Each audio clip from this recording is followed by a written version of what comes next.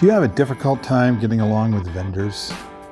I mean, I hear a lot of guys talk about having complaints with how the photographer did this and made our job more difficult, how the caterer did that, and oh my gosh, don't they just know this stuff?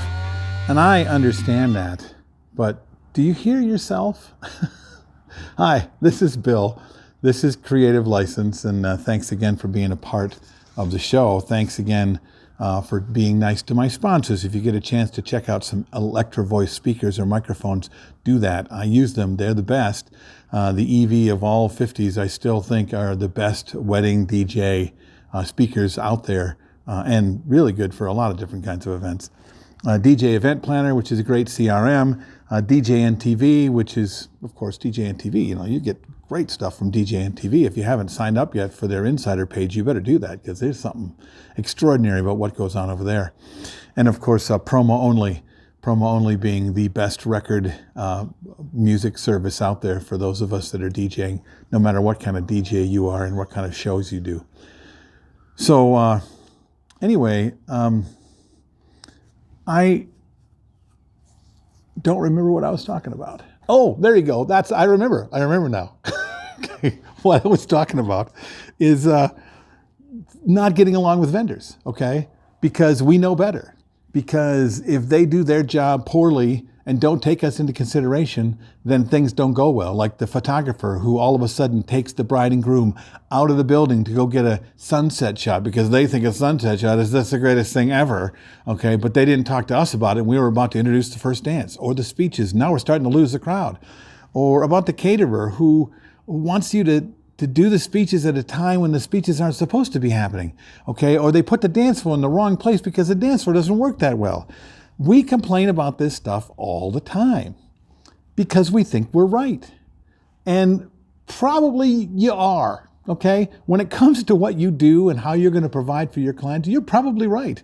You probably know more about that than anybody else. But here's the problem. Just because you're right doesn't mean you're getting it right, okay?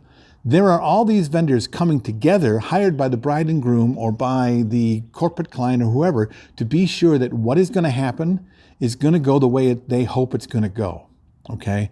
And every one of these vendors has an expertise around making sure that their job and their product show up in the best possible light for the client, that show up the way the client exactly wants.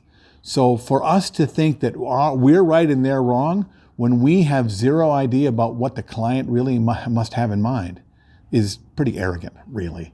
I mean, you haven't talked to the photographer, or you would probably know that the bride and groom were the ones who said they wanted to have this sunset photograph, and you didn't talk to the photographer or the bride and groom about this, so you didn't find out that this is the time that the sun goes down and when the photography has to happen, so you could have avoided it by helping to change the timeline around it. But you didn't do that, did you? You just got mad because they think they are better than us. They think what they have to do is more important than mine. That's just not true.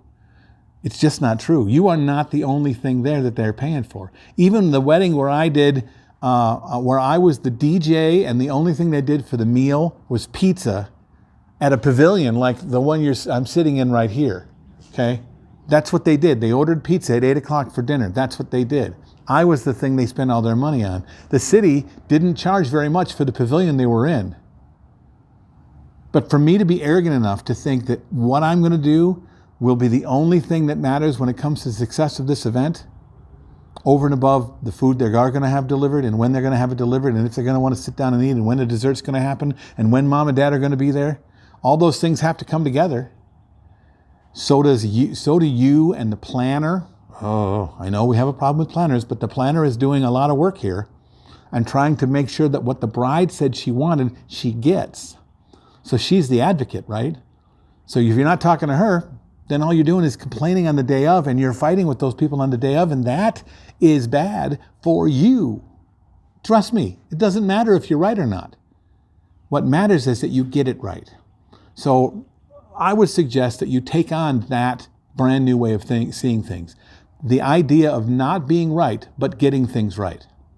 Because you can be right about how you can do things, but once new things are thrown into the pot, like what time the photographer needs to do their photography, what time the meal has to be, what time they can actually pour the champagne and how long it takes, All of those things matter to how you can now deliver what you do. You can still deliver on a powerful way if you know ahead of time that these things are going to happen. If you can collaborate with these other vendors in a way that makes them look as good as you so that it gets done right. So that what happens is exactly what the client wants and not just you at the end of the day saying, could have told you, I was right, they were wrong. That doesn't help you, doesn't help the client, and it makes you look awful. So I suggest, once again, that you take this on, write it down someplace. It's not as important to be right as it is to get it right. What do you think of this? I'm Bill, this is Creative License, and I'll see you next time.